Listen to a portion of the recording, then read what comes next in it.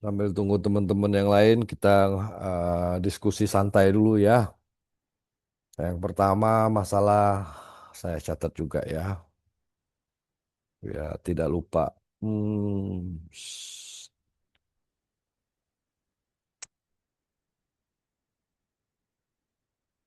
Saya catat dulu biar nggak lupa. Oke, yang pertama masalah UAS, ujian akhir semester, kemungkinan di minggu depan dong ya? Enggak, di minggu Kayaknya depannya dua lagi. minggu lagi deh, Pak. Oke, Dua minggu. oke. Masih ada waktu. 2 minggu lagi, kisaran tanggal 15 ya tadi diskusi dengan Mas Usman ya. Iya, betul, Pak. Kisaran tanggal 15. Saya nanti modelnya kasus, kita bikin kasus dan pengumpulannya nanti ada link. Pengumpulan nanti saya siapkan link pengumpulan dengan waktu tertentu, waktunya mulai kapan, hari kapan gitu. eh Kasus ya sifatnya eh, kasus dan teman-teman mengkaji ya dan tulis tangan ya, tulis tangan. Dan tidaknya Anda dengan proses menulis itu memahamin ya kalau tulis di type dengan komputer, khawatirnya Anda tidak sempat mengkaji ya, kopas gitu ya, dan open book ya namanya open di rumah lah ya. Tapi lebih ke arah bagaimana Anda memecahkan kasus gitu ya nanti ya. Tuh, terus ya materinya sih terkejar lah ya. Kalaupun tidak terkejar, saya udah kasih modul full itu Anda bisa baca mandiri lah ya, mandiri. Oke, selanjutnya saya belum sampaikan kuis juga ya, tapi saya berpikir hari ini saya akan bahas modul dulu aja ya, bahas modul. Nah itu ya. Oke. Beberapa teman-teman udah gabung ya. Saya sapa dulu. Selamat sore Mas Ari. Selamat sore Mas Usman. Apa kabar Selamat Mas malam, Pak. Usman? Alhamdulillah, baik, Pak. Baik ya. Udah di rumah ini? Di kantor, Pak. Oh di kantor. Oke. Semoga baliknya aman ya. Nggak jangan terlalu malam juga ya. Tapi kantor ke rumah jauh Mas. Atau anak kos? Agak lumayan jauh, Pak. Oke. Ya Mas Ari izin mic. Oke. Oke nggak apa-apa. Ya, oke Mas Usman ya lagi berjuang ya. Proses pelan-pelan aja. Pak, Pak Vero, maaf, Pak. Itu yang Ya, untuk hari ini yang season yang ke-12. sesi yang ke 11 apa 12, Pak ya? 12 aja dulu. 11 itu 12. sekilas nanti saya sampaikan. Karena 11 itu catch ya. Kemarin udah sekilas kita review. Ini aja 12 saya dulu aja. Lebih Baik. menarik 12. Kalau 11 terlalu teoritis ya. Oke, saya random dulu. Mas Razi, kok Mbak Razi Ulul Azimah apa kabar?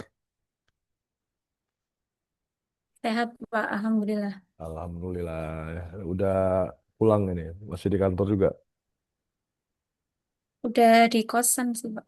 Oke, Alhamdulillah. Oke, terakhir ya, Mbak Elita Eradika, apa kabar?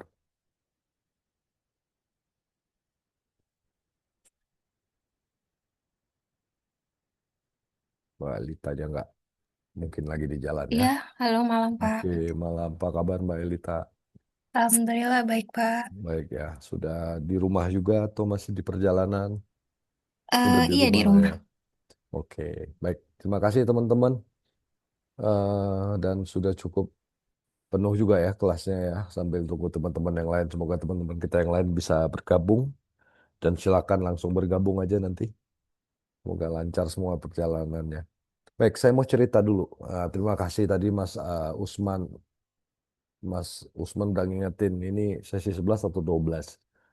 Sesi 11 itu tentang teknologi tools ya, tentang tools.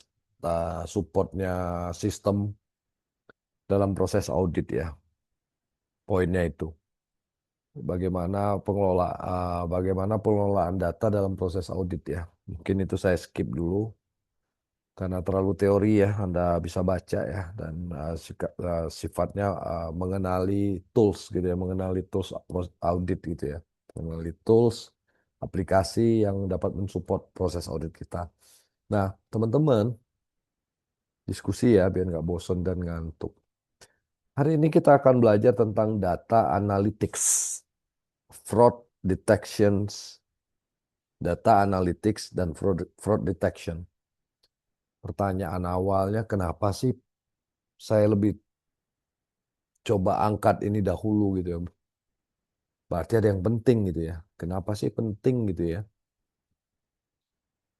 Salah satunya ini pemicu bahwa proses audit itu penting. Trigger bahwa proses audit itu penting. Ini pemicu. Deteksi fraud dengan memanfaatkan analisa data bisa mendorong auditor menyelamatkan organisasi itu dengan membaca pola data. Jadi kita membaca bagaimana membaca pola data yang kadang-kadang banyaknya transaksi lolos dari pengamatan manusia ya. Kenapa penting? Ya, judulnya saya belum buka materi dulu ya. Kita diskusi dulu ya. Kenapa penting? Namanya data analytics. Artinya kita mempelajari data, menganalisa data. Beberapa tahun terakhir ini kan berkembang salah satu fakultas ya. Saya tidak tahu pasti nama fakultasnya ya. Yang saya tahu di salah satu perguruan ITS itu ada tuh. Sepertinya tolong koreksi ya. Baru ya. Masalah fakultas data analisa gitu ya. Data analytics ya. Dia mengamati data gitu ya. Nah, berdasarkan beberapa literasi ya. 90% fraud modern tidak lagi dilakukan secara konvensional. Fraud modern itu tidak lagi dilakukan secara konvensional. Tidak lagi orang tuh bawa koper uang gitu ya, mencuri dari kasir gitu ya, tidak. Tapi lu udah memanfaatkan kelemahan-kelemahan dalam sistem. Tidak lagi orang buat stempel palsu, pemalsuan ya. Ya, udah termasuk fraud purba lah kalau seperti itu ya. Jadi fraudnya hanya terjadi di layar komputer gitu. Transaksi digital, fraudnya. Nah, penipuan lewat transaksi digital, penipuan lewat rekening ganda, kesalahan atau memanfaatkan otorisasi dengan menerapkan atau memanfaatkan kelemahan sistem dari sisi approval by system yang lemah atau fraud transaksi memanfaatkan invoice gitu ya yang terlihat normal tapi bertahap tuh nilainya kecil-kecil diambil beberapa kali tapi banyak lama-lama supaya tidak mencolok gitu ya. Nah, semua fraud tadi yang saya sampaikan ya, saya yakin teman-teman juga udah memahami dampak negatifnya, memahami dampak negatif fraud digital ini. Karena teman-teman pernah mendengar, nonton, membaca di media, bagaimana orang memanfaatkan kelemahan sistem. Memanfaatkan misalnya penipuan, yang paling purba itu, yang paling kuno ya menipu ketidakmampuan dengan teknologi, akhirnya ditelepon, menjebol transaksi by phone. Agak maju, agak lebih canggih sedikit, menggunakan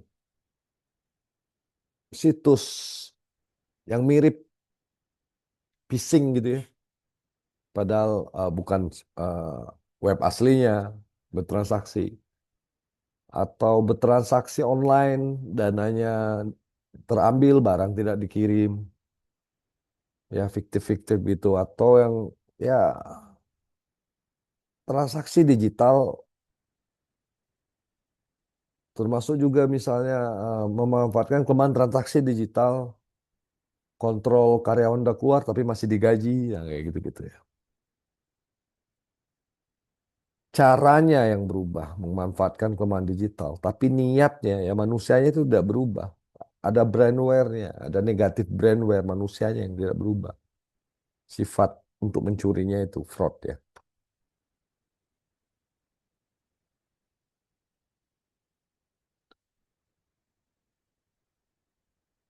Contohnya ya, kasus ghost employee di Pemda lah. Kita nggak usah sebut pemerintah daerah mana ya. Ghost employee itu karyawannya ada terdaftar tapi nggak pernah kerja gitu dan digaji.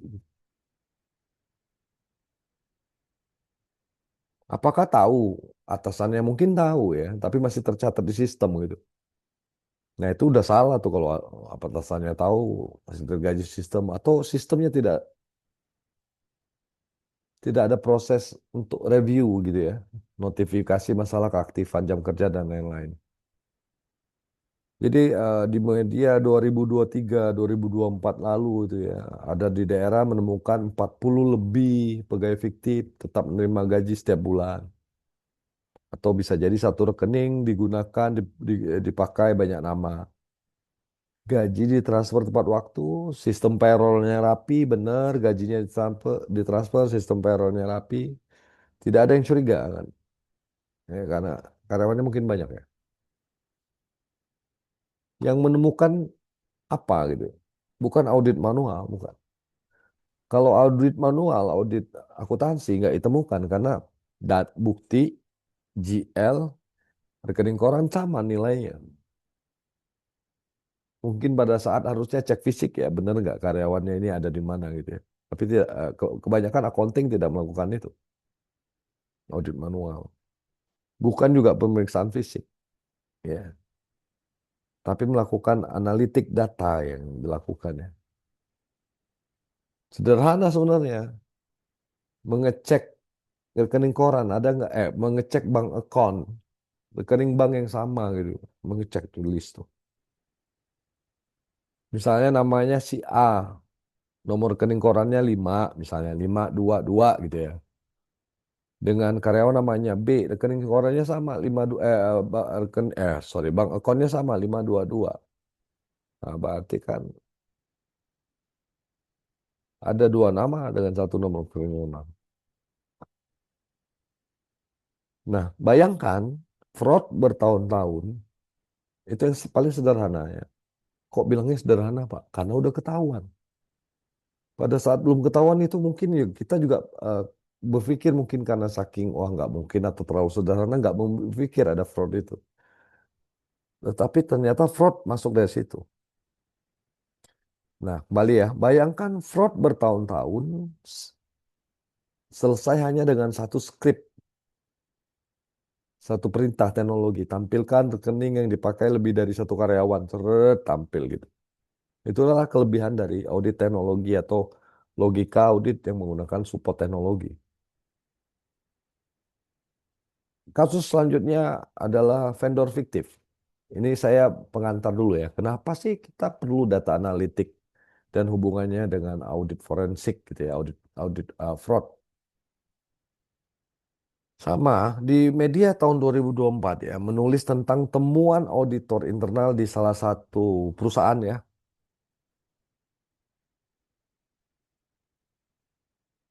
Temuan auditor internal di salah satu perusahaan ya.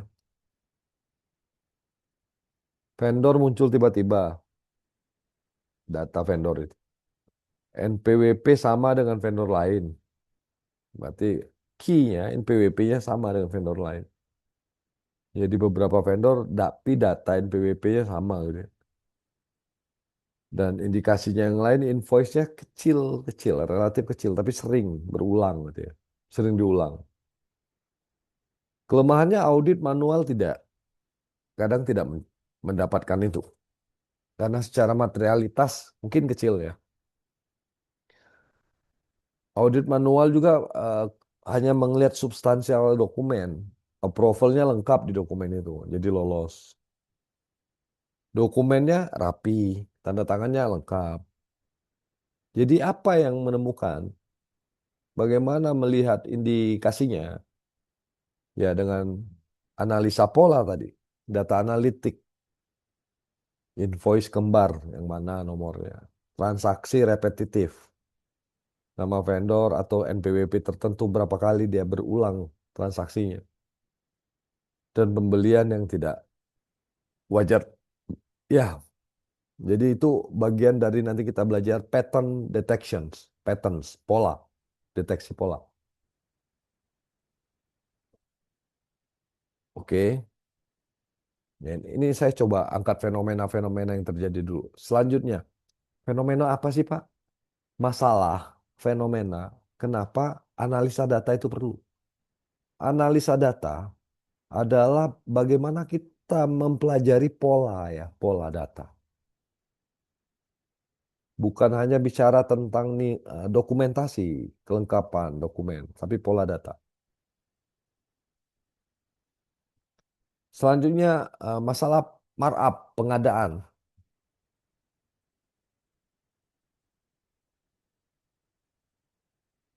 ya, nggak usah saya sebut ya, tadi saya terlanjur sebut Pemda ya, tapi Pemda jauh, Pemda Zimbabwe ya.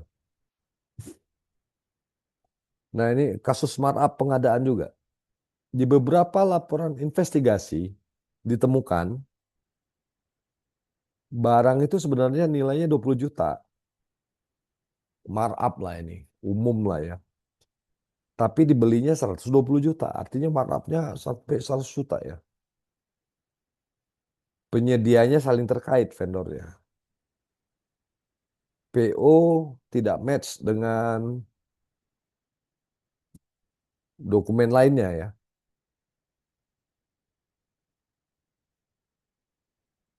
Nah ini auditor menemukannya seperti apa ini? Kelalaian dari fraud ini adalah markup itu bisa saja tidak ditemukan kalau semua dokumennya itu rapi gitu ya. Karena ada auditor itu kan ada proses three-way matching analytics. Pencocokan dari beberapa sumber. Three-way matching analytics. Nah, kontrol manual bisa jadi tidak menemukan. Apalagi auditor akuntansi hanya berbasis dokumen-dokumen dan approval yang disajikan. Jika perusahaannya bagus, hati-hati. Dalam setiap dokumen permintaan pembayaran, dia akan melengkapi beberapa dokumen pembayaran yang saling mendukung. Misalnya ada PO, surat jalan, ada kontrak gitu ya. Jadi bisa saling di, dicek. Three-way matching analysis. Nah, yang hubungannya dengan data analytics apa? Yaitu data analis, kita bisa menganalisa antar dokumen datanya beda gitu. Jadi ada pola data yang tidak sinkron. Tadi yang pertama tentang pola, pola itu berarti misalnya pola itu sering repetitif gitu ya di vendor yang sama. Ada pula yang data yang tidak sinkron. Nah, ya, saya belum ke materi dulu ya. Saya coba ingat-ingat kasusnya dulu. Kenapa ini penting? Nah,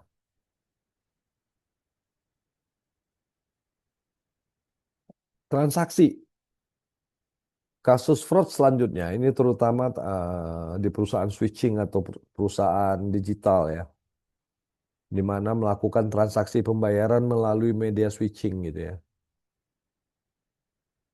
Contoh kasus misalnya ada transaksi bank di mana di ATM tertentu pengambilan berulang kali di salah satu mesin ATM di di jam yang tidak wajar gitu ya, nggak normal.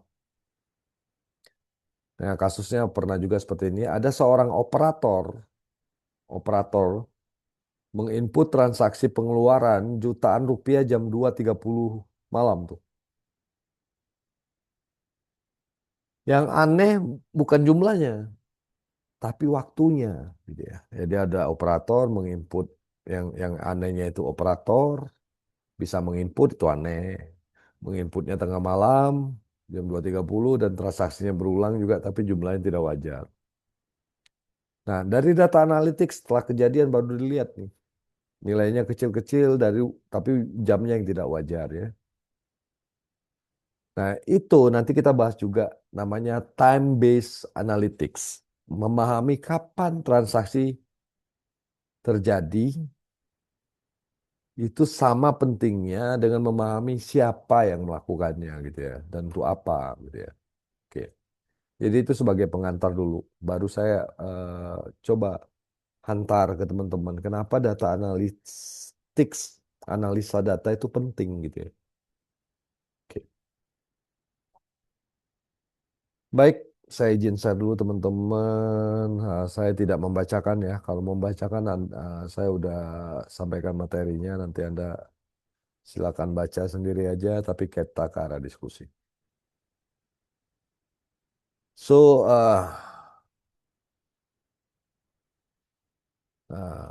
ini materi kita hari ini. Data Analytics and Fraud Detection in Accounting Information System ya. Kita memahami apa itu audit data analytics or ADA, audit data analytics. Khususnya untuk mendeteksi pola-pola transaksi, untuk mendeteksi kewajaran suatu transaksi yang berindikasi kecurangan, berindikasi.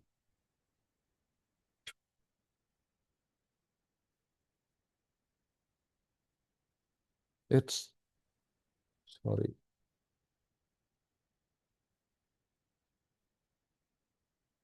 audit data analitik, mendeteksi kecurangan. Nah, dalam audit ini menganalisa pola, menganalisa pola or pattern, menganalisa kewajaran suatu transaksi. Kita tentu saja bisa menggunakan metode statistik dan logika ya, logika kewajaran ya.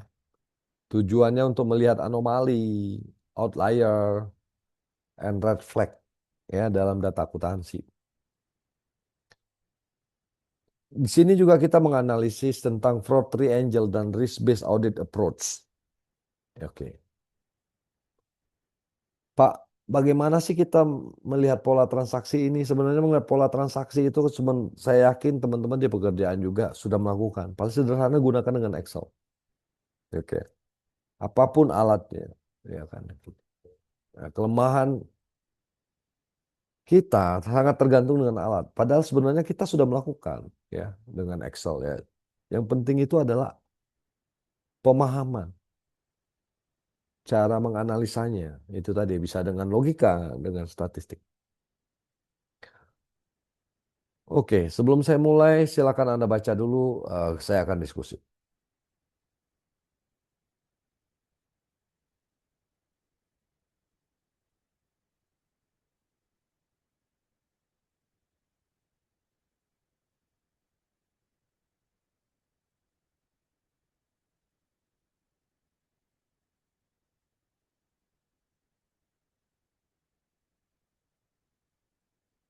Oke,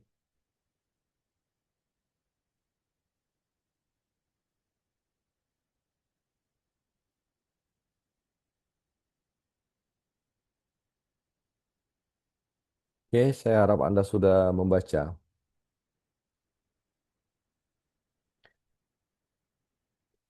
Data analytics, balik lagi ya. Auditor itu jangan hanya tergantung ke tools, ke alat. Ini saya bicara sebagai praktisi ya. Auditor itu jangan hanya tergantung kepada alat. Jangan hanya tergantung kepada standar-standar baku atau kebijakan-kebijakan yang sudah ditetapkan, termasuk oleh perusahaan yang klien kita. Satu itu. Satu. Yang kedua, auditor yang baik. Auditor yang banyak keraguan dan tidak malu bertanya, mengkonfirmasi. Kalau Anda ada rasa malu, saya nanya, masa ini aja nanya. Anda terjebak dengan yang namanya auditor yang tidak efektif. Terlalu percaya. Ini mungkin agak nggak enak saya ngomongnya. Tapi kenyataan. Di buku nggak ada. Tapi secara praktis. Karena secara pengalaman, mungkin teman-teman auditor banyak di sini ya. Temuan-temuan audit itu berasal dari pertanyaan-pertanyaan yang sifatnya mengkonfirmasi atau sederhana. Hubungan dengan kuliah ini.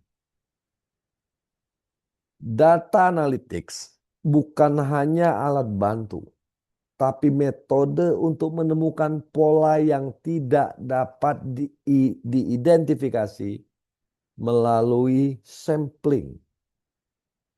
Itu data analytics. Anda sebagai auditor memberikan kemampuan Anda dengan menganalisis data sesuai versi Anda. Ada yang anomali. Itulah tugas Anda untuk mengkonfirmasi. Kenapa auditor tidak melakukan atau enggan melakukan ini? Atau sudah melakukan tapi tidak efektif. Karena dia sungkan, gengsi atau malas bertanya terhadap hasil dari ada data analitis yang dia lakukan. Saya ulangi lagi, saya nggak ngajar teori ya. Saya harap teman-teman paham maksud saya. Poin pernyataan saya adalah dari tulisan ini, fokus pada pola, cari pola. Ada yang anomali, kejar, konfirmasikan. Masih ragu, minta bukti tambahan.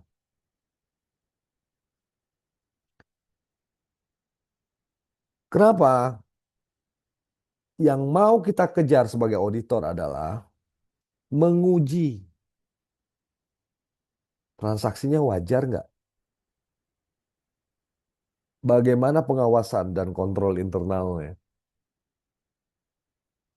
Dan ini bagian dari bukti audit kita berbasis data. Jadi ada 4 tahap data utama, ada 4 tahap utama ADA ya. Yang pertama akses. Auditor harus memahami tidak diberikan akses tidak Bapak, tapi dampingi klien Anda untuk membuka akses dan mengetahui proses aksesnya suatu data. Pahami datanya. Ya. Pak, data apa? Tergantung dari objek transaksi yang akan kita audit. Yang kedua, review, confirm, re-prepare, clear data. Bersihkan datanya. Kalau pelajari polanya. Kalau ada yang di luar pola, tandai dan konfirmasikan. Itu prepare.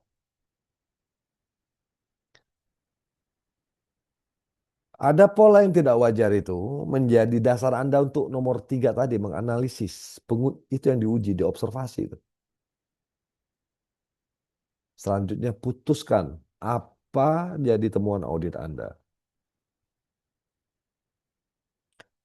Contoh kasus, ada yang mau bantu saya nggak ini contoh kasusnya ini? Misalnya kita lagi menguji piutang, list piutang. Ada yang bisa bantu saya? Atau enggak, jangan list piutang deh. Kita lagi menguji, boleh pilih deh. Monggo apa aja, saya mau menguji tentang list piutang. Saya mau menguji tentang biaya sewa yang banyak. Misalnya kita perusahaan tambang ya, atau biaya apa yang banyak. Kita akan menguji tentang vendor. Kita akan menguji tentang misalnya aset properti kita, aset properti perusahaan yang banyak tersebar di daerah, dan lain-lain. Kita akan menguji tentang biaya gaji. Oke. Ada yang bisa bantu? Nah, simpelnya saudara-saudara, teman-teman, audit data analytics ini adalah pahami dulu flow datanya. Tanya dengan klien Anda, flow datanya seperti apa. Tergantung akun apa yang Anda mau cek ya, transaksi apa. Tahu dulu flow-nya. Siapa yang mengakses, bagaimana segregasi tugasnya, bagaimana approving-nya, terus review, tandain data yang mencurigakan untuk sebagai dasar analisa kita, lakukan observasi dan konfirmasi, baru report temuan audit sebagai dasar kita bertanya dan meminta bukti lanjutan kepada klien kita. Kalau ada yang mau pertanyaan, silakan dipotong ya. Saya membaca tulisan, jadi saya nggak ngeliat layar satu-satu. Lanjut. Kalau tidak ada pertanyaan, saya lanjut.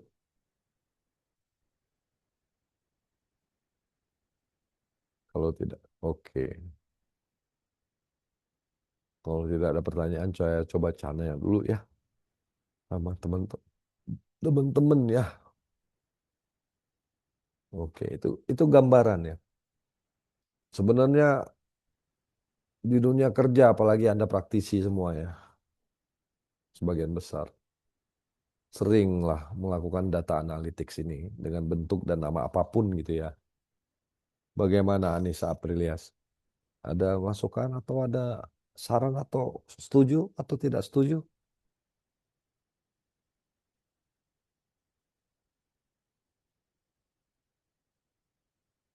Oke. Anissa nggak menjawab. Iya, Pak. Belum ada, Iya. sorry. Oke, saya lagi tapi udah nggak jalan ya. Kalau jalan jangan ganggu. Ya, tadi internetnya agak Oke, break. nggak apa-apa. Jadi itu ya data analytics itu perlu menurut saya. Mungkin ada pengalaman misalnya yang paling mudah ya kadang-kadang aduh saya nggak usah sebut profesi apa, saya tidak sebut bagian apa atau perusahaan apa ya. Yang paling sering itu bagaimana kita ngelihat anomali klaim biaya kayak gitu ya auditor itu kan ya. Kalau internal ya kita bagian akuntan gitu ya di kantor ya. Ini ngeklaim segini biasanya nggak segini nih kok banyak banget nih. Ya itu ya. Muncul dari skeptisme. Itu makanya data analytics itu berdasarkan analisa statistik dan juga yang penting adalah logika. Logika ya. Itu yang bedanya itu makanya akuntansi itu disebut ilmu teknologi dan seni ya. Karena rasa itu mempengaruhi gitu ya. Apalagi auditor itu memiliki rasa ya, rasa. Bagaimana dengan Mas Alwan? Ada tanggapan Mas Alwan? Ya, Pak. Ada tanggapan atau ada pertanyaan Mas Alwan? Belum Belum? sih, Pak. Belum, Pak. Belum ya. Jadi itu ya fungsi auditor itu ya. Pak, apakah auditor itu kapan sih Pak auditor itu menggunakan data analytics gitu ya? Nah, nanti kita lihat ya. Data analytics itu biasanya dilakukan auditor, ini ngobrol ya. Pada transaksi yang signifikan di data analytics itu dilakukan auditor pada transaksi yang signifikan di keuangan di perusahaan, di keuangan perusahaan. Signifikan ya nilainya dan dampak terhadap net income. Contohnya pendapatan, piutang ya ke aset ya. Yang banyak cenderung dilakukan fraud itu ya. Biaya, semuanya dong Pak. Ya tiga komponen itu terutama ya. Ya, oke. Kalau pendapatan benar tidak transaksinya gitu ya. Kalau pembiayaan dan hutang, benar tidak ini pembiayaannya dengan vendor ini? Benar tidak rekening dan keterjadiannya? Seberapa sering? Seberapa besar? Ya. Oke, thank you. Saya lanjut lagi. Pak Vero, Ya, kalau silakan Kak. misalkan Eh, perusahaannya eh, itu, maaf Mas. Izin. Saya tutup dulu. Ya, gimana? Silakan Mas Usman. iya Pak, kalau semisalkan perusahaannya itu Pertamina Pak, tapi pom bensin ya Pak, itu gimana Pak ya datanya gitu loh. Contohnya apa ya, Nah, pemain? ya maksudnya pom bensin yang di jalan-jalan gitu Pak. Hmm. Karena kan, Oke, karena saya kan pernah mengaudit betul. Pom pom bensin. bensin Pak, ya kan. Dan Ya, dan data-datanya juga kacau lah agak ya. susah didapat Pak, itu memang Pak. Iya. Ya, karena mereka itu masih masih pakai ini Pak, masih Manual, pakai bukan manual Pak, sebenarnya Excel, ada sistem. sistemnya gitu. Tapi sistem itu masih pakai Lotus Pak. Apa itu? Oke. Itu Itu buat di Excel susah banget Pak dan nggak oh bisa iya, itu. iya. Saya juga pernah Mas ngaudit pom bensin dulu. Jadi gini, ya oke ya. Yang pertama, namanya data analytics ya. Data analytics. Kita ambil, berarti kita butuh informasi data. Oke. Ya, yang pertama harusnya ada sistem ya. Harusnya ditarik data gitu ya. Tapi harus tahu dulu nih, flow datanya seperti apa sih sampai terbentuk list data ini. Sampai ada ada pernyataan nantinya itu. Wah, data ini nggak bisa dipakai, Pak. Gitu ya. Data ini nggak bisa dipakai, ini sering error nih, biasalah kayak gitu kan. Atau sehingga kita menggunakan data manual gitu ya. Sehingga kita menggunakan data manual. Nah, memang tujuannya adalah mencari anomali gitu ya. Saya optimis ya harusnya. Eh, ada data transaksi, ada data jumlah bensin yang masuk keluar gitu ya, berapa liternya gitu ya. Satu itu. Yang kedua, kita juga bisa mengetahui atau mendapatkan data masalah nilai pendapatannya berasal dari nilai pendapatan ya. Nah, berasal dari analisa data, dikumpulkan data-data itu gitu ya. Dikumpulkan data-data itu. Jangan terlalu melebar. Artinya apa? Mulai dari flow bisnisnya pom bensin itu gimana sih mereka memprosesnya gitu ya. Ya, dan peluang-peluang manipulasi. Ya, peluang-peluang manipulasi dalam pom bensin gitu ya, dalam pom bensin ya. Dari beberapa kasus ya, ini agak sulitnya memang. Kenapa sulit? Satu ya, physical. Physical fraud itu dan dikuasai orang yang memiliki penguasaan teknologi gitu ya, teknologi mekanik gitu ya. Misalnya flow meter yang dimodifikasi, angka meteran gitu ya. Jumlah liter yang tercatat lebih sedikit dari liter yang sebenarnya gitu. Nah, itu juga kan. Ada indikasi fraud gitu. Sebenarnya fraud di pom bensin ini indikasinya bukan bukan. Fraudnya bukan fraud laporan keuangan, tapi fraud pencurian oleh oknum atau pegawainya gitu loh. eh Mulai dari flow meter yang dimodifikasi. Tapi itu kembali lagi kan, artinya kita minta dengan apa itu bukti apa itu namanya reka teknik itu apa istilahnya itu ya? Kalibrasi. Kan itu harus wajib ya, auditor juga harus meminta itu ya. Penjualan fiktif ya, itu juga artinya kita perlu data historis penjualan. Penjualan fiktif itu untuk menutupi selisih stok BBM tuh. Nah, naik turun, historis, pola ya. Selanjutnya transaksi void ya. Seolah-olah gagal transaksinya, tapi untuk menghapus penjualan tertentu. Atau pengisian BBM dalam jumlah besar nih jam tertentu. Misalnya itu untuk memainkan stok lah ya. Kalau ditanya bagaimana sih kita mengantisipasinya gitu ya, dan bagaimana kita menggunakan data analitis gitu ya, yaitu tadi satu sequence atau data ke nomor gitu ya, sequence ya. Setiap transaksi harusnya ada nomor transaksi gitu ya. Nomor resi atau nomor invoice, nggak tahu di pom bensin itu kan ada kode setiap berapa kali dia tutup, berapa kali dia buka itu kan ya. Sequence. Ada yang loncat nggak? Itu yang direkonsiliasi. eh Data historis berapa liter ya, volume-volume yang tidak masuk akal gitu ya. Termasuk misalnya transaksi di jam sepi, jam padat ya. Atau time based analytics ya. Penjualan yang tidak penjualan melonjak di yang jam yang tidak lazim gitu ya. Ya, jadi mempelajari pola transaksinya gitu Mas. Itu gambaran eh, besar saja ya. Tapi tentu saja hasil observasi itu. Mas curiganya di mana gitu loh. Kelemahannya di mana gitu loh. Kelemahan kelemahan di mana itu dari observasi gitu. Kelemahan indikasi kelemahan di mana itu gimana ya? Eh, dari indikasi ya. Mulailah misalnya ya yang umum-umum dulu. Ada nggak sih sistem kita ini di sistem pom bensin ini dia nunjukkan nggak sih berapa sequence setiap ngambil itu tercatat nggak sih nomornya?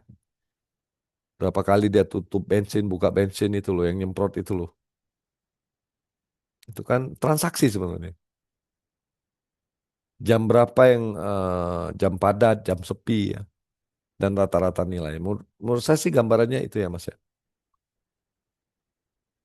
Jadi fraud yang modern itu tidak selalu berupa angka besar Mas. Ya. Malingnya nggak, pencuriannya nggak besar langsung ya. Terkadang hanya sedikit-sedikit, 1-2 liter, tapi sering gitu ya. Dilakukannya ribuan kali ya. Auditor harus menguasai data analitik. Nah, data analitik itu tadi yang kita pelajarin dulu. Pelajarin dulu flow-nya. Gitu Mas Usman ya gambarannya. Oke, Baik, Pak Vero, makasih. Terima kasih. sama-sama. Baik, terima kasih. Saya izin lanjut ya. Oke, bismillah. Mana materi tadi? Materi. Oke.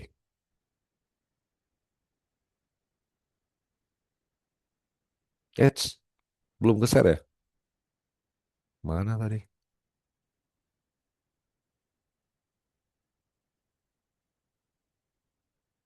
Oke, saya izin untuk biar kualitasnya bagus, saya izin untuk off cam ya.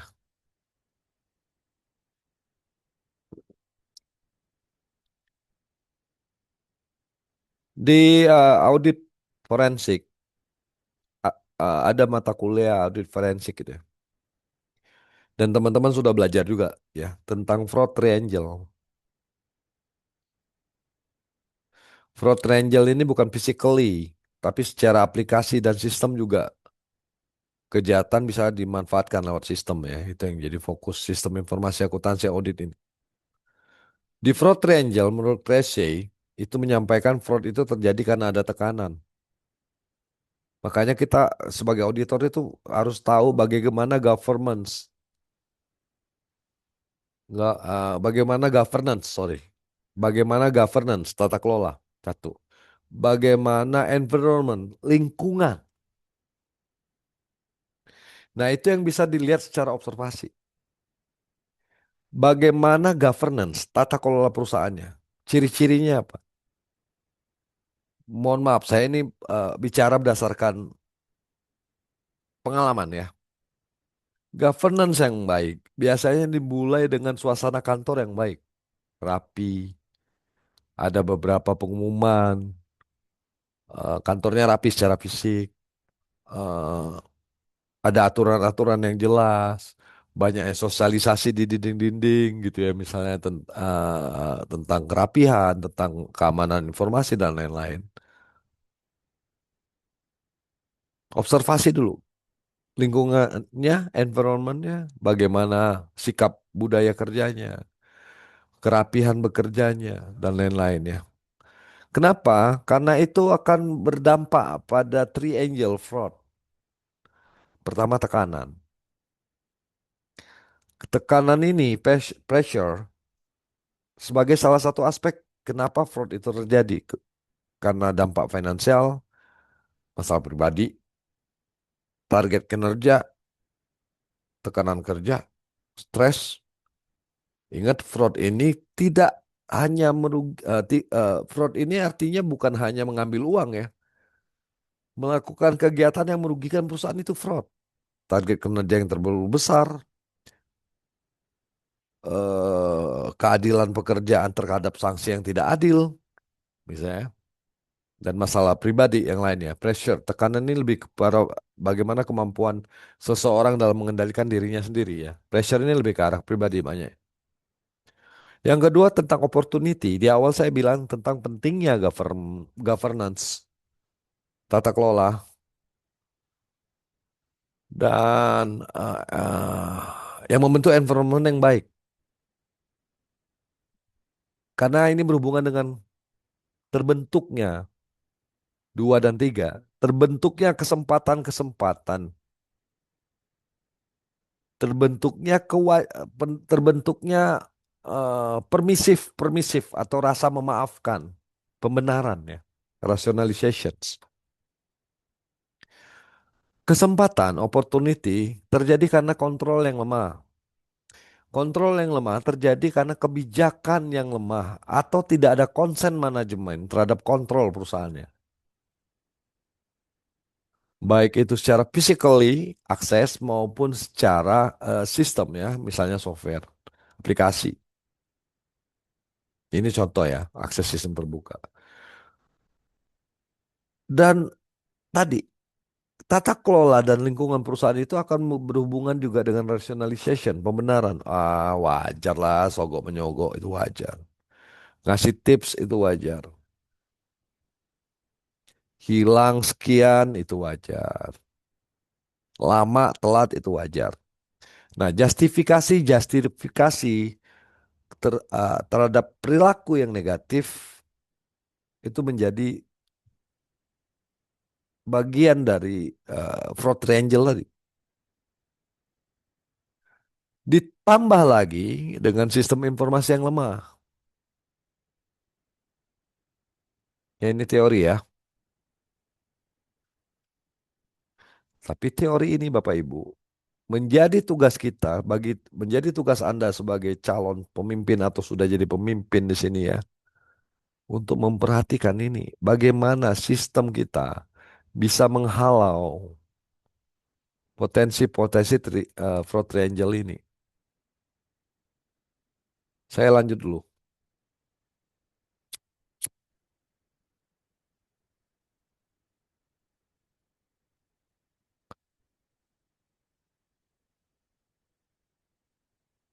Kita lihat. Ini saya coba kumpulkan. Ini nggak pasti ya. Bisa jadi lebih dari ini ya. Saya coba kumpulkan indicators of fraud in accounting information system atau red flags. Silakan dibaca dulu. Nanti kita diskusi.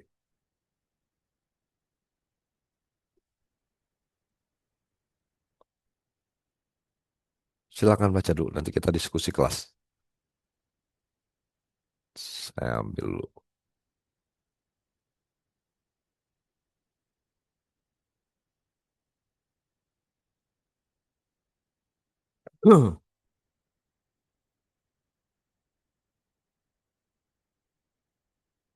Udah, ambil saya review satu-satu ya.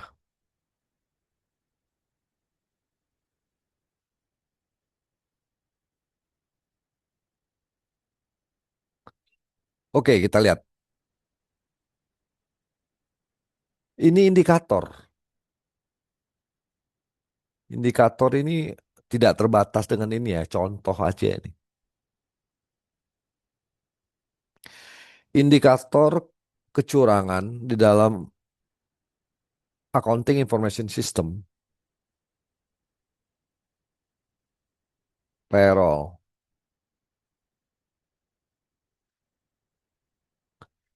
mulai dari rekayasa jam kerja, menghapus data keterlambatan, menambah daftar jam kerja supaya kelihatan lembur atau rajin, masuk ke dalam data dasar pembiayaan, pembiayaan jadi dasar bayar karyawan gaji dan tercatat di rekening, tercatat di GL. Sebenarnya pelan-pelan ya, pelan-pelan ya. Ini menurut saya, nanti disanggah aja. Procurement,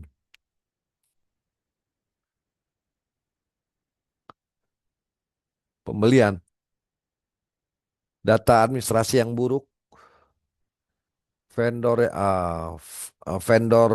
memanfaatkan vendor yang sudah tidak ada dijadiin vendor fiktif, administrasinya kacau sekali, vendor yang sudah tidak kerjasama tidak ada tanda atau tidak dipisahkan atau tidak dihapus, penghapusan vendor tidak diketahui atau tidak ada berita acara penghapusan vendor, penambahan vendor tidak berdasarkan dokumen, artinya bisa terjadi kerjasama antara orang yang menguasai sistem menggunakan vendor yang sudah ada di sistem, membuat vendor sendiri, memasukkan perusahaan yang sebenarnya dimiliki oleh orang dalam gitu ya. Tempat lalu lintas rekening. Sekilas saja ya. Cuman ini pikiran-pikiran negatif saya aja. Belum tentu juga sama. Belum tentu sama tema kecurangannya. Sales.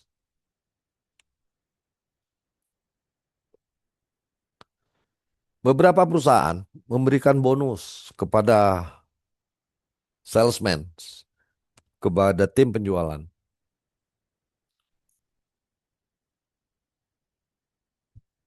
Kalau itu yang diperlakukan adalah membuat sales fiktif yang kemudian diretur kembali,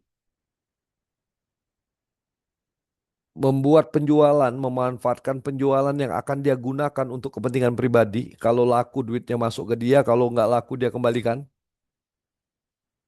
Memberikan diskon di luar kewajaran, membuat penjualan fiktif untuk meningkatkan penjualan perusahaan, membuat pembelian persediaan fiktif seolah-olah barang habis karena dijual. Itu contohnya. Hubungan sales dengan inventory itu ketat. Ya. GL,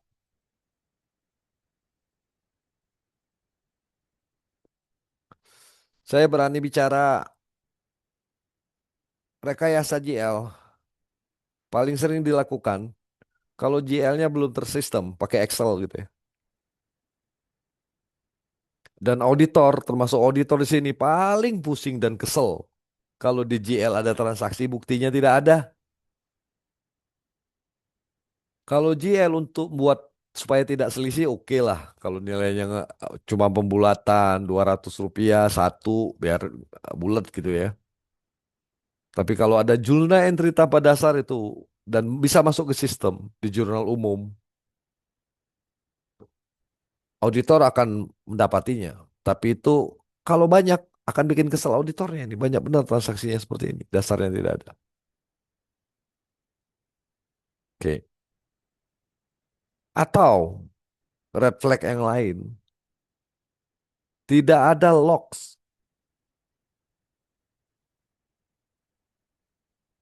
Log transaksi atas mutasi yang termasuk ke dalam GL. Jadi menghapus GL, menghapus aja kayak Excel gitu manualnya. Tapi tidak terlihat siapa yang menghapus, tanggal berapa ngapus. Dan yang bagus harusnya menghapus itu tidak lewat main hapus aja Del ya. Harusnya dibalik jurnalnya jadi ketahuan historisnya. Oke,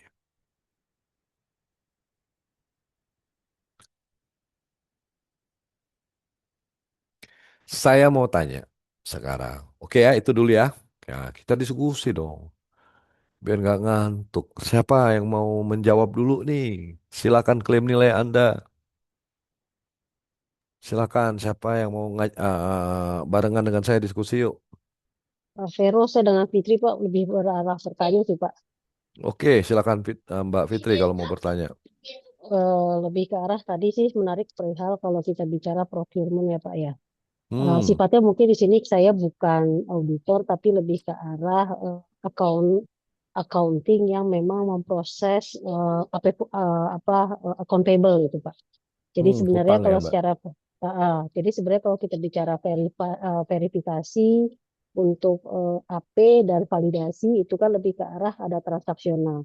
Nah, Hmm, keterkaitannya dengan procurement ada clue nggak Pak atau trik terkait bagaimana kami tim verifikasi mengetahui bahwa memang terkait procurement-nya itu adalah bukan procurement yang dipecah-pecah gitu Pak. Istilahnya hmm. kalau secara rules itu kan ada faktor pengadaan misalkan di bawah 100 juta ataupun di bawah 100 juta gitu. Nah, gimana caranya kita mendeteksi bahwa memang itu bukan pekerjaan yang memang sengaja dipecah gitu Pak untuk secara procurement akhirnya bisa penunjukan langsung. Oke, terima kasih, Mbak. Sama yang kedua boleh Pak izin tanya. Kalau tadi Oke. bicara masalah account sebenarnya kan yang paling sering kita temukan anomali itu lebih kepada akun transitoris Pak. Seperti prepayment Apa, atau Bu? prepaid expense. Prepayment Pak, uang muka. Oh, uang muka transitori, oke. Ya, transitoris seperti prepayment atau prepaid expense gitu Pak. Pada Hmm, akhirnya kalau memang kami dari sisi verifikasi gitu, misalkan terkait pencatatan dan lain-lain gitu untuk pengawasan terkait cabang, rules-nya itu apakah memang kebijakan internal terkait istilahnya pengaturan masalah uang mukanya saja, atau sebenarnya kita bisa menggunakan poin lain gitu Pak. Mungkin ada clue Pak di situ Pak. Terima kasih Pak. oke, oke. Yang kedua nanti saya konfirmasi ya, Bu ya. Saya Siap. belum mendalam pemahamannya. Oke, siap Oke, Pak. oke. Yang pertama dulu. Oke, memang unik ya procurement ya. Kita nggak usah sebutkan nama perusahaan dan bidang bisnisnya ya. Procurement ini wilayah yang cukup sensitif. Saya jadi auditor, sempat jadi auditor internal ya juga ya. Kadang-kadang, mohon maaf ya, kita nggak sebut perusahaan manapun dan di forum ini adalah forum akademisi, kita bicara untuk mencari solusi perbaikan. Kadang-kadang di satu entitas atau organisasi mengenyampingkan kebijakan yang sudah dia buat sendiri. Satu itu. Yang kedua,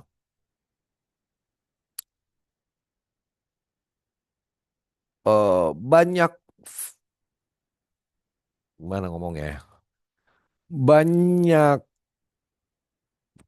ada beberapa pengaruh yang menyebabkan penetapan atau pemilihan vendor ya. Dan yang ketiga, tidak bisa diukur bagaimana setiap bagian dari perusahaan itu memiliki governance yang sama, tata kelola yang baik yang sama, yang semuanya anti gratifikasi, semuanya jujur itu sulit diukur. Ya,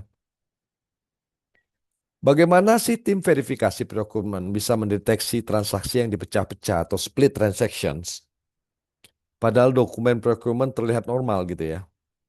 Oh, bagus nih pemenangnya, penunjukan langsung dan lain-lain. Saya akan sampaikan dulu konsep split transaction, pemecahan. Pemecahan itu terjadi, split transaction terjadi karena menghindari batas otorisasi tadi yang Mbak sampaikan juga. Batas nilai tertentu menghindari itu. Menghindari tender karena penunjukan langsung mungkin ya. Menghindari review tim verifikator atau SPI, audit. Memanfaatkan celah SOP. Nilai segini boleh tanda tangan langsung. Nah, itu memanfaatkan.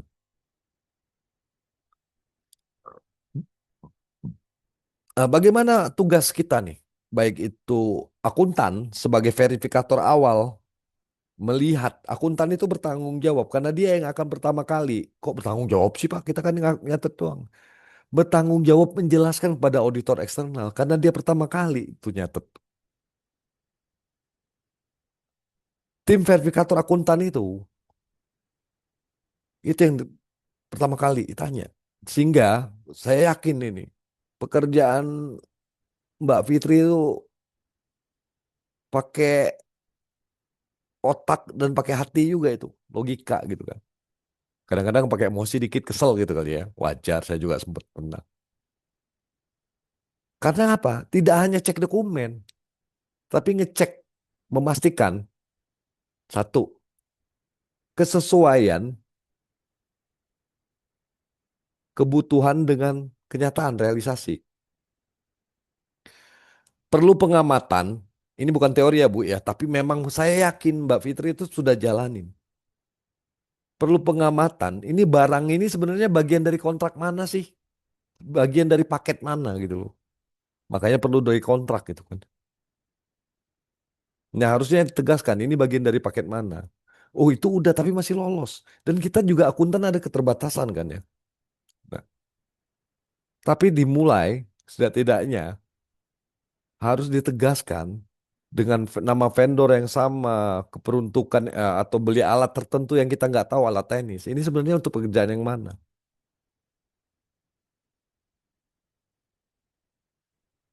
Apakah user tuh memberikan permintaan secara bertahap nih, tapi dipecah gitu ya.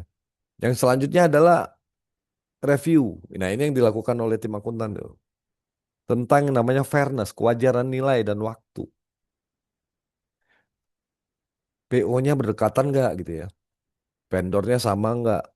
Spek barangnya sama nggak? Nilai transaksinya mendekati limit transaksi nggak? Dikit-dikit tuh limit.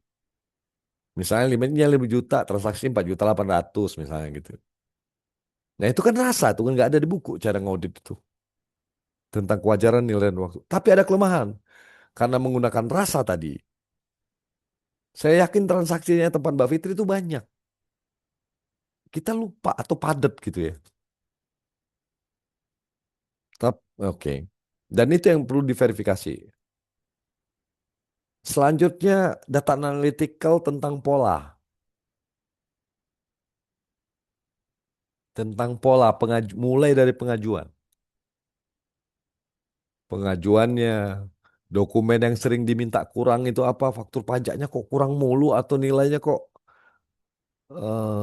sering salah gitu ya. Pola ya.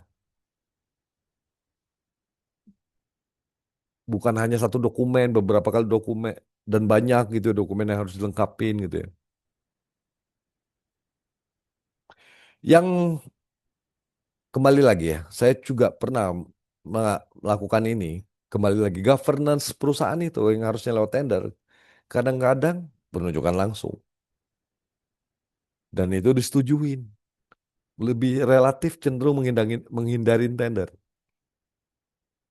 Dan setia dengan satu vendor. Nah itu indikasi tuh. Indikasi apa? Kolusi vendor user itu udah. Oke. Jadi kalau hubungannya dengan kuliah kita ini apa, Pak? Ini data analytics untuk mendeteksi pemecahan transaksi tadi. Ya, kumpulin vendornya, datanya. Jadi kita tidak hanya mengandalkan dokumen, kumpulin datanya, bikin grouping per vendor, lihat kapan saja dia bertransaksi rentang tanggalnya. Vendornya sama, itemnya seperti apa, tanggalnya relatif berdekatan dan nilainya mendekatin limit semua. Pola splitnya akan terlihat itu.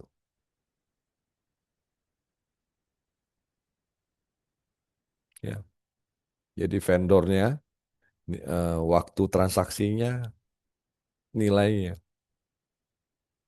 Dan similarity analysis, bikin analisis kemiripan.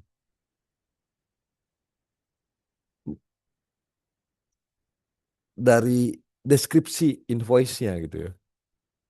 Misalnya pemenuhan peralatan kantor, besoknya ATK mirip, stationery, ya seperti matching lah gitu. Repot emang ya. Ya, mencari fraud kita.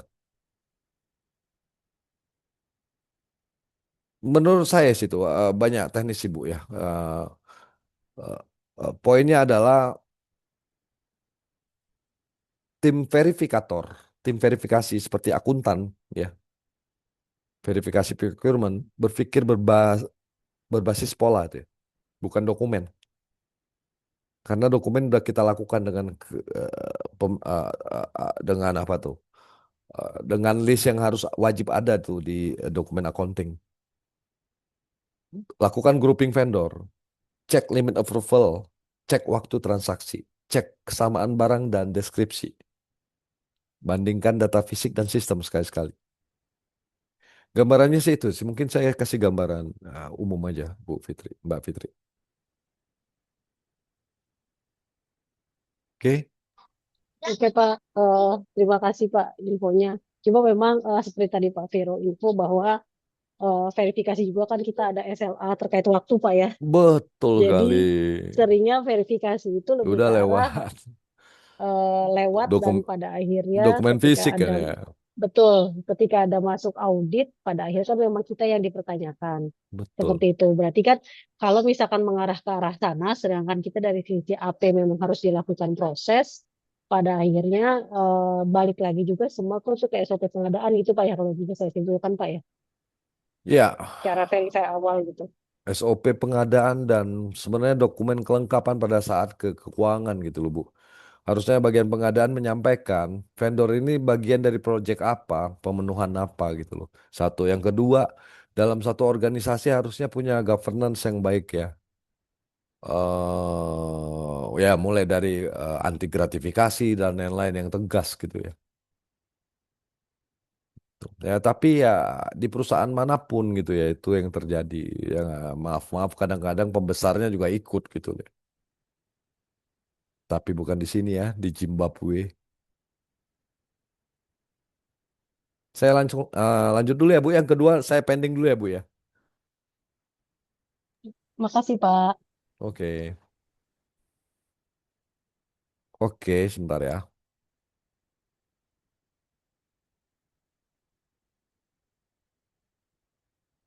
Oke ini ya data analitik. Nah ini teori tapi nanti saya jelaskan. Saya coba mau ngajak diskusi dulu ya. Bentar ya. Tadi sebenarnya diskusinya sudah mulai dengan Bu eh, Fitri ya. Oke, saya coba lihat dulu ya sebentar ya. Nah, di oke, saya mau tanya. Jadi procurement salah satu bentuk procurement tadi ya, split transaction ya. Dan banyak metode sebenarnya. Payroll nih ya. Oke, ini sebenarnya sudah saya ajak bicara di sini ya.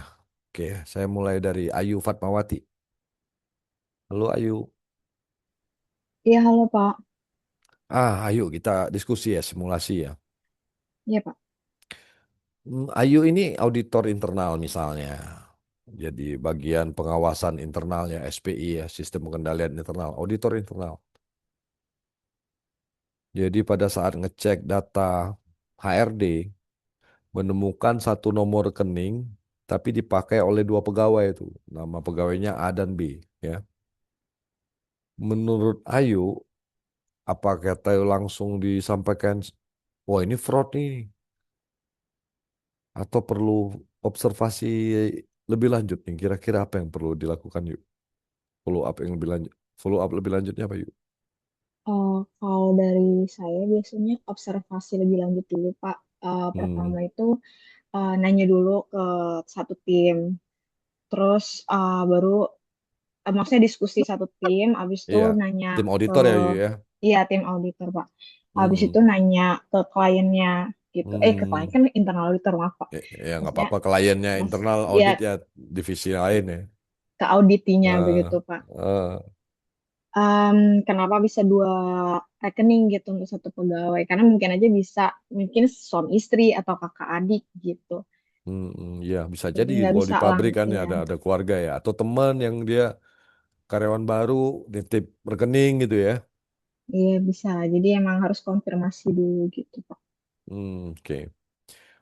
Thank you, Ayu. Nanti saya lanjut lagi. Ayu, tunjuk temennya satu boleh, yuk. Siapa aja?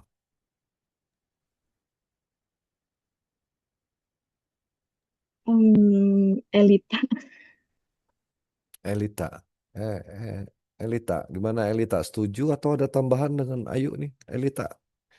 Elita dan Ayu sama-sama tim auditor ini. Ada satu nomor rekening dipakai oleh dua pegawai ini. Apa yang harus dilakukan? Saya ringkas ya. Ayu bilang tadi, saya akan konfirmasi dulu ke HRD gitu ya. Bagaimana karyawan ini? Jangan-jangan dia memang diketahui memang karyawan situ, memang diketahui juga titip rekening gitu. Dan menurut Elita gimana?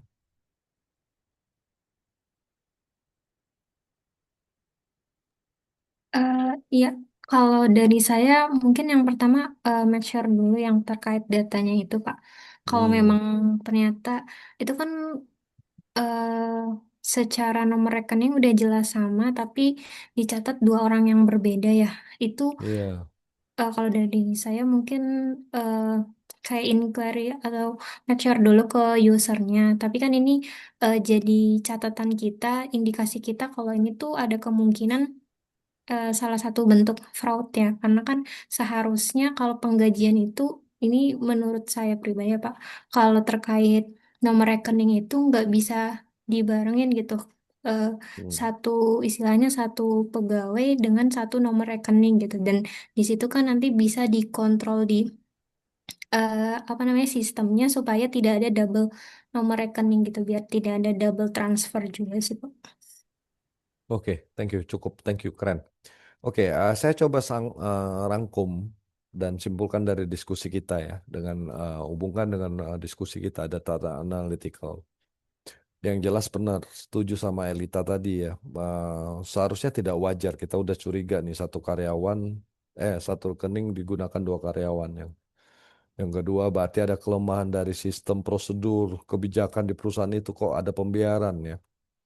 Ada pembiaran nomor rekening dan setuju dengan Ayu tadi juga ya, teman-teman tadi ya. Menjadi catatan ya kalau auditor jadi catatan kelemahan audit kita yang harusnya segera diperbaikin. Tidak boleh seperti itu. Dan selanjutnya juga ada kelemahan sistem. Harusnya sistem menolak dong kalau pakai sistem ya. Kalau pakai sistem ya. Menolak dong kalau nomor rekeningnya sama itu tidak bisa diinput gitu ya. Nah, selanjutnya yang tadi diskusi kebanyakan pendekatannya adalah observasi, menilai kewajaran, observasi, diskusi, interview, menilai kewajarannya, ya kan ya, melakukan konfirmasi juga. Ya, substansialnya harus kita lakukan dulu. AB ini ada benar nggak orangnya ya? Cek absensinya mungkin ya, cek absensinya. Kita tidak bicara misalnya klien kita kecil, misalnya. Bayangkan kliennya itu ratusan atau ribuan pabrik gitu ya, absensi. Atasannya siapa gitu ya. Dari absensi itu tuh, karyawan atas nama A tuh benar-benar hadir atau enggak tuh. Jangan-jangan memang udah nggak ada karyawan itu ya. Gitu.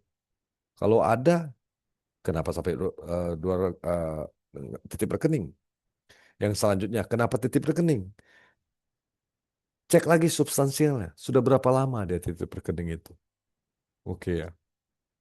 Nah, kalau kalau secara dokumen tadi yang disampaikan udah rapi, secara substansialnya ada indikasi, misalnya masalah absensinya tidak ada dan lain-lain. Sudah berapa lama gitu? Udah cukup lama itu ada indikasi fraud tadi kan, ada indikasi fraud, pembiaran gitu ya, atau memang dibuat ghost employee, karyawan nggak ada tapi tetap masih digaji. Thank you, makasih ya. Ya Pak. Nah, tadi Bu Fitri, silakan Bu Fitri nanti klaim nilainya termasuk teman-teman yang tadi ya. Nah, Bu Fitri tadi diskusi tentang kasus yang bagus. Sebenarnya di luar dari contoh kasus saya itu ya. Bagaimana kita memverifikasi split transactions. Tapi dari sisi procurement, ini saya nggak usah tunjuk orang ya. Terkait, kita diskusi aja. Terkait vendor fiktif dan faktur berulang nih. Ada vendor dengan NPWP yang sama. Nomor rekening identik. Apakah fraud atau bisa jadi hal yang wajar? Ada vendor dengan NPWP yang sama dengan nomor rekening identik. Ya bisa jadi wajar kalau memang dia vendornya gitu ya. Bisa juga fraud. Kalau misalnya vendor ini pakai itu fiktif gitu ya. Bukan dokumennya yang fiktif, tapi pelaksanaannya yang fiktif. Dokumennya bener, nama vendornya ada, PT, NPWP ada. Tapi transaksinya nggak ada pakai nama orang atau istilahnya itu pinjem bendera gitu loh. Aktivitasnya nggak ada, cuma pinjem bendera doang. Nah, bagaimana data analytical gitu ya? Data analytical itu bukan cuma menjembreng atau melis data terus dilihat, tapi sampai ke observasi gitu, cek fisik. Tapi langkah awal tadi pada saat diskusi dengan Bu Fitri adalah melihat kewajaran. Kapan pola transaksinya, berapa nilai uangnya, apa yang disediakan, sampai cek fisik ke dokumennya, deskripsinya. Kalau deskripsi namanya diubah-ubah atau mirip-mirip, ya udah. Yang pertama beli ATK, besok minggu depan dengan vendor yang nama belinya stationery, ya sama mirip. Besoknya dia lagi membeli kebutuhan untuk fotokopi, ya mirip-mirip gitu.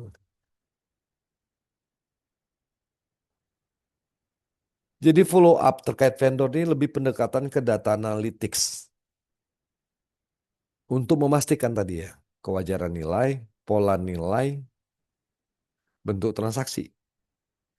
Outputnya itu adalah duplicate check, memastikan kemungkinan ada duplikasi nilai, umur vendor,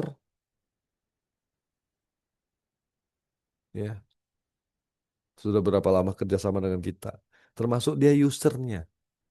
Ini usernya tadinya bagian IT misalnya, vendornya A. Usernya pindah ke bagian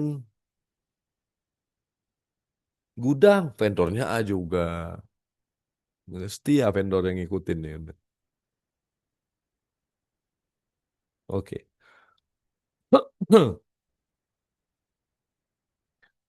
Oke, tadi yang terakhir Elita ya. Iya, Pak. Elita, silakan Elita minta tolong temennya salah satu. Mungkin bisa Alwan, Pak. Awan, Iya, Pak. apa kabar Wan? Mana Awan? Sehat, Pak. Sehat Awan ya. Hujan nggak sana Wan?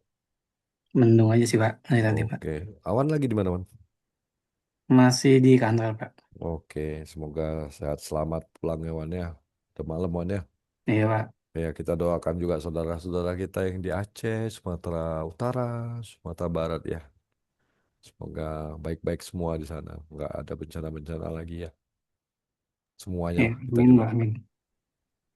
Wan, kita ngobrol tentang sales nih, Wan.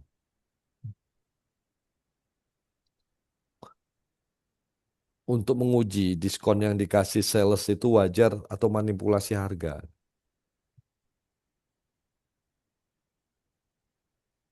Oke ya. Iya, Misalnya Awan punya data sales nih. Harga jual sales tertentu tuh banyak. Dia melakukan penjualan banyak. Anggap aja salesman-nya namanya A gitu ya. Dia banyak penjualan. Tapi harga jualnya tuh rendah dibanding sales lain. Tapi dia banyak tuh melakukan penjualan. Dia tuh rendah. Harga jualnya rendah. Sehingga margin perusahaan kita tuh tergerus gitu ya. Masih untung tapi rendah. Kalau bahasa terangnya gini, kita punya ratusan sales gitu ya. Awan misalnya pegang distributor tertentu lah ya, megang Jabotabek, Serang gitu. Ya, kita mau ngeliat prestasi sales. Ada satu salesman, penjualannya bagus, tinggi, banyak sales beli ke dia, toko-toko, agen. Nah, tapi dia banyak ngasih diskon gitu ya. Harga jualnya lebih rendah. Menurut Awan itu boleh fraud atau enggak, Bang?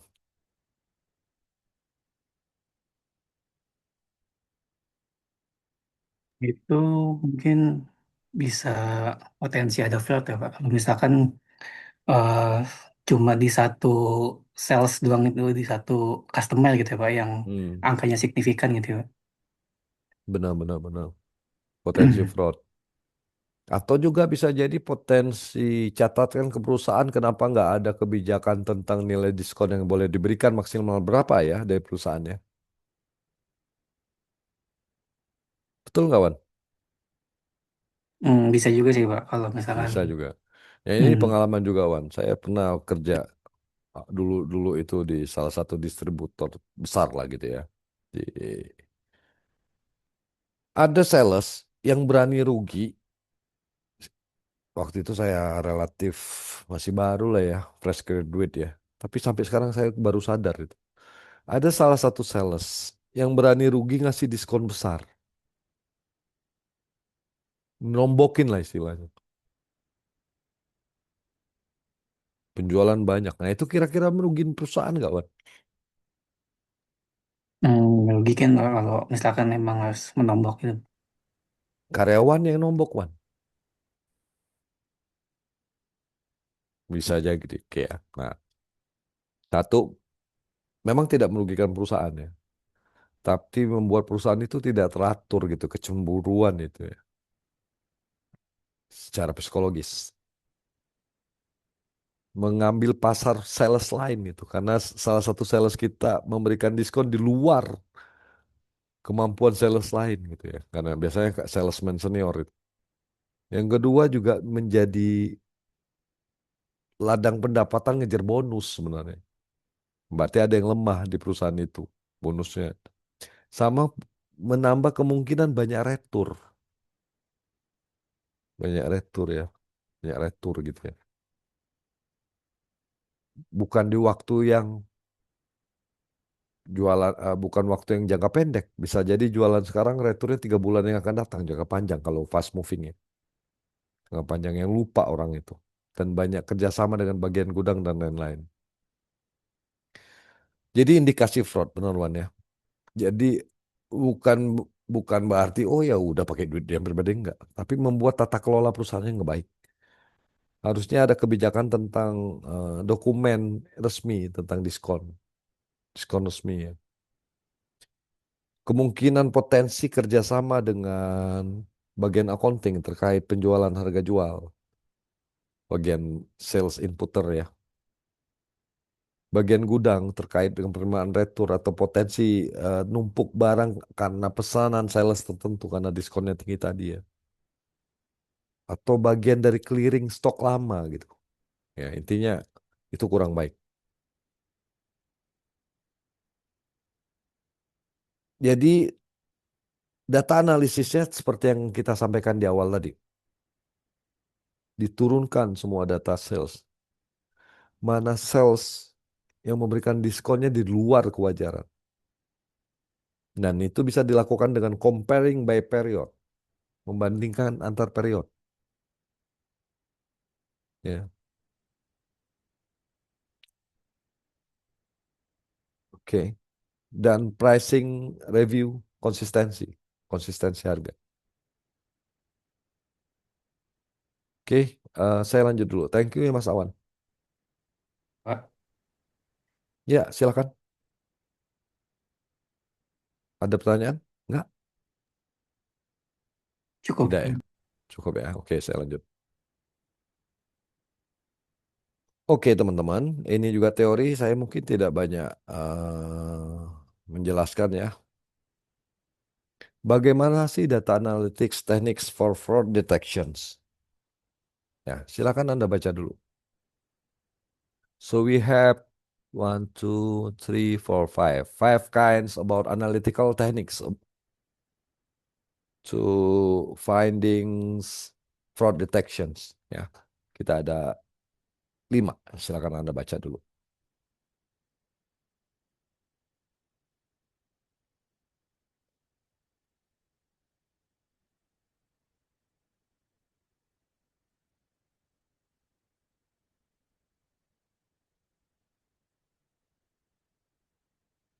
Silakan dibaca dulu.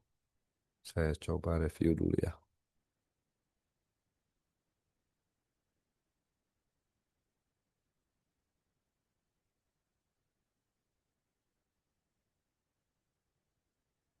Jadi itu adalah teknik teknis, metodologi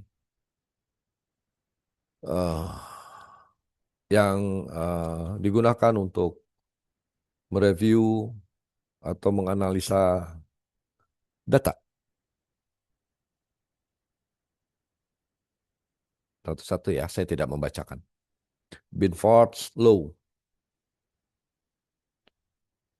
Eh, Kayaknya di S1 ini ada belajar ini ya. Di salah satu mata kuliah audit itu belajar Binford Laws. Tapi memang di statistik terutama. Tapi memang tidak detail. Saya juga belajarnya juga tidak detail dulu di S1 Binford Laws. Dan saya mengajar ini ngajar Binford Laws juga tidak detail. Binford Laws ini mendeteksi distribusi angka abnormal ya. Ada metodologi statistik. Angka mana yang sering muncul? Angka 1, 2, 3 ya. Digit angka, nominal angka, audit ya, nominal angka. Jadi digit pertama angka, misalnya 320 juta, nominal angka depannya kan 320 juta itu. Terus deret angka itu dikumpulkan. Nah, dari deret angka itu dilihat angka mana yang paling jarang muncul itu anomali. Ya, gambar besarnya itulah.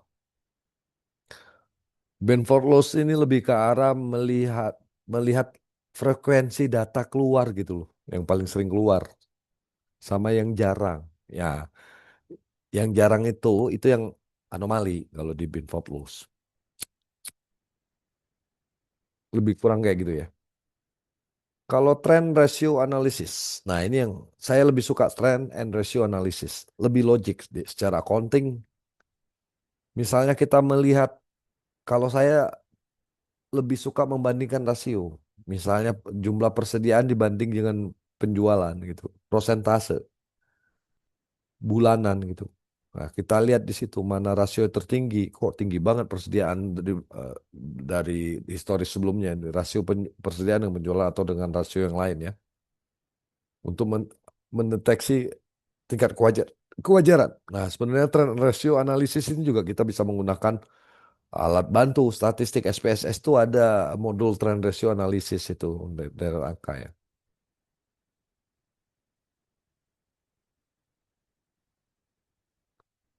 Duplicate detections ya itu nyari nomor yang ganda, nilai ganda vendor itu ada grouping ya, grouping mulai dari NPWP vendor menunjukkan vendor yang sama dikelompokkan, grouping nilai transaksi, grouping.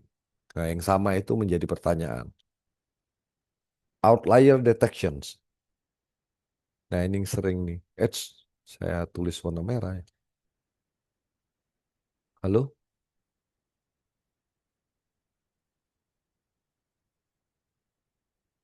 Outlier detections. Ini yang sering nih. Sering kita lakukan maksudnya. Kita cenderung curiga pada transaksi yang ekstrim. Makanya tadi ada split transaksi untuk menghindari transaksi yang ekstrim. Itu outlier detections. Boleh pakai analisis ini. Tapi kadang-kadang diakali oleh fraudster dengan memecah transaksi. Time analysis. Menilai kewajaran waktu transaksi. Oke, itu gambarannya ya. Saya akan ajak diskusi lagi, biar nggak ngantuk. Teman-teman saya izin ke belakang sebentar boleh? Ntar ya. Baik, Pak.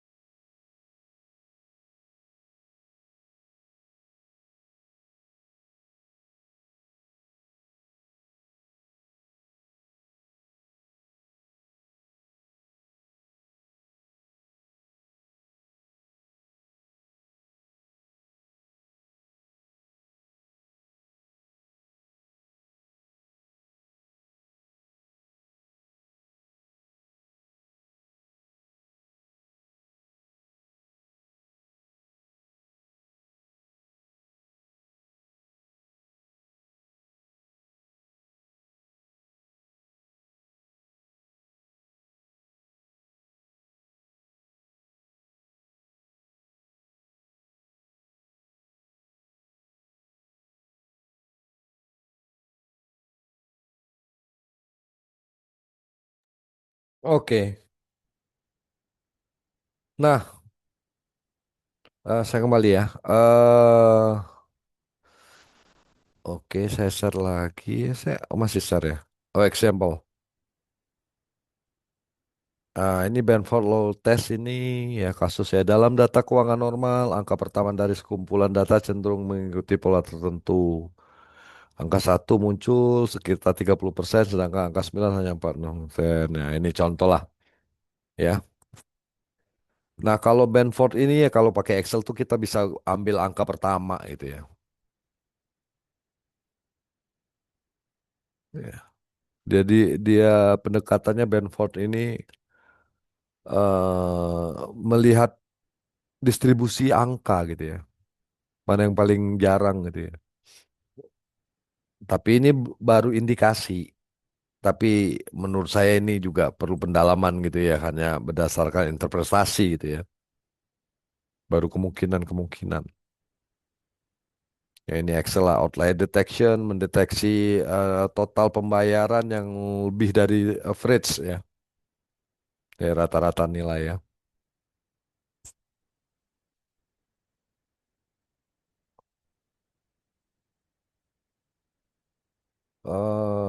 Oke, ini ya teknis-teknis lah ya tentang melihat data analitik, duplicate test, benchmark test, time analysis ya. Hmm, Oke, jadi menurut saya itu teman-teman. Ada diskusi atau pertanyaan sebelum saya sudahi pertemuan kita? Saya dulukan ini karena sesi 11 Boleh itu diskusi nggak, Pak? technical. Oh boleh, boleh, boleh. Memang ada Eh, waktunya kok. saya Billy, Pak. Ya silakan Kak Billy. Pak, misalnya ya, Pak ya. Bilinya hilang mana nih? Ada laptopnya doang. Oh memang nggak ada bilinya ya? Hadir, Pak. Oh ada. Gimana Kak Billy? Misalnya Pak ya. Kan dalam website pemerintah, biasanya pemerintah Konoha lah, Pak ya. Kan Ya. biasanya terjadi diretas gitu, Pak, situs judi online gitu, Pak ya. Hmm. Nah, dalam perspektif auditor, Pak, itu seharusnya cara cara menilai, mendeteksi, sama memberikan rekomendasi agar tidak terulang itu gimana, Pak ya? Oke. Terima Wah kasih, ini Pak. ya oke. Mendeteksi dan tidak terulang. Oke. Oke. Kita bahas di luar materi ini, tapi berkaitan. Jika ada satu website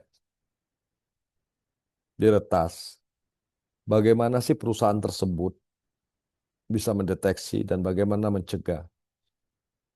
Di perusahaan tertentu, perusahaan besar saat ini, ada bagian khusus yang namanya IT security. IT security itu tugasnya adalah menjaga semua jaringan, termasuk website perusahaannya, aman. Tugas selanjutnya adalah sudah tersosialisasi kepada anggota perusahaannya tentang bahaya penggunaan jaringan kantor untuk kepentingan pribadi, membuka web yang tidak berhubungan dengan pekerjaan, membuka email yang tidak ada hubungannya dengan tugas, untuk menutup kemungkinan-kemungkinan peretasan dari pihak eksternal. Membatasi sharing-sharing di luar grup perusahaan. Ya, sharing OneDrive, Google Drive, dan lain-lain. Sehingga itu IT security. Dia harus berkolaborasi dengan auditor IT, terutama dimulai dengan auditor internal. Support dari auditor internal kemarin yang kita sudah bahas. Auditor internal harus mempunyai dasar atau kriteria dalam memastikan keamanan informasinya aman. Jadi kompetensi auditor internalnya saja. Kompetensi auditornya harus juga mumpuni. Punya kesadaran, tugas dia itu jaga, support supaya sistem kita aman. Lewat apa? Lewat panduan nih, yang boleh dan yang tidak boleh sesuai kriteria. Boleh pakai COBIT, boleh pakai ISO, boleh pakai ITGC. Dari perspektif auditor, apa sih yang harus dicek? Fokus auditor bukan mencari pelaku. Itu dulu. Fokusnya adalah bagaimana serangan terjadi. Kalau bukan tempat dia, di media lain, tempat lain. Bagaimana serangan terjadi? Untuk menutup terjadi lagi. Atau menutup resiko kalau tidak terjadi di tempat kita. Pahami di mana kelemahan kontrolnya. Dari mana Pak saya tahu kelemahan kontrolnya? Di checklist ISO itu, kelemahannya di kebijakan, kelemahannya di akses, kelemahannya di tidak ada penggantian password, kelemahannya tidak ada backup, kelemahannya tidak ada firewall, orang lain nggak bisa masuk. Selanjutnya, ditelusuri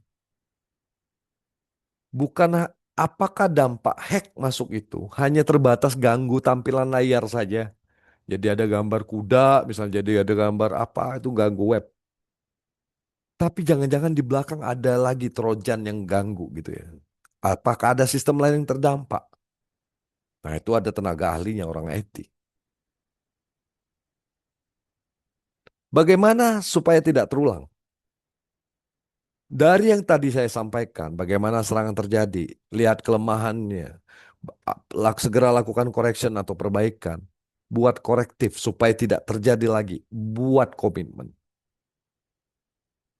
Tapi yang penting adalah pemahaman internal auditor dan IT security harus dimodali oleh perusahaan dan harus harus belajar orangnya dan perusahaan juga harus mensupport dia. Nah, pertanyaan tadi, bagaimana auditor mendeteksinya, menganalisis peretasan? Ini agak teknis ya. Orang IT akan lihat sistem lognya, akses lognya, firewall logs, sistem log, firewall, akses, web server log, database log. Ada perubahan apa tuh? Log itu kan ada fluktuasi data apa tuh? Dari sistem, akses siapa aja yang masuk, firewallnya, ada serangan-serangan apa yang mencoba. Itu yang harus dipantau terus. Yang dicari auditor adalah apakah ada login yang mencurigakan, jam akses yang tidak wajar, peningkatan privilege user. Sehingga kalau kita sering ya, 3 kali salah password sekian menit dulu nggak bisa gitu. Tambah salah password lagi sekian menit lagi nggak bisa. Itu sebenarnya itu bentuknya ya. Banyak sistem, banyak banyak banyak banyak metode, banyak metode. Tapi gambarannya seperti itu. Termasuk juga uji pengendalian jaringan dan lain-lain. Gambaran saya gitu Mas Billy. Jadi eh, ada khusus untuk pendalaman itu. Ada materi khusus untuk pendalaman itu. Ke IT security udah. Dan lebih mumpuni orang-orang IT lah yang ini. Ya, saya tahu karena saya dulu di auditor IT, tapi justru tim saya yang orang IT yang lebih paham. Gitu sih Mas Billy. Oh, baik Pak. Terima kasih. Paham, Sama-sama Pak, ya. paham. Ya, gambarannya seperti itu Mas. Iya, Pak. Ada lagi kah teman-teman?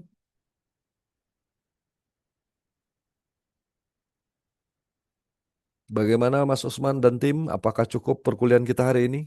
Kalau tidak ada lagi,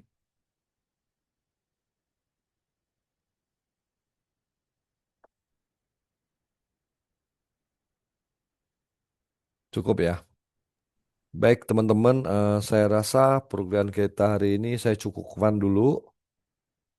Hati-hati di jalan yang masih ada di kantor. Jangan lupa sholat dulu kalau belum bisa dan doa. Semoga sampai tujuan dengan baik ya.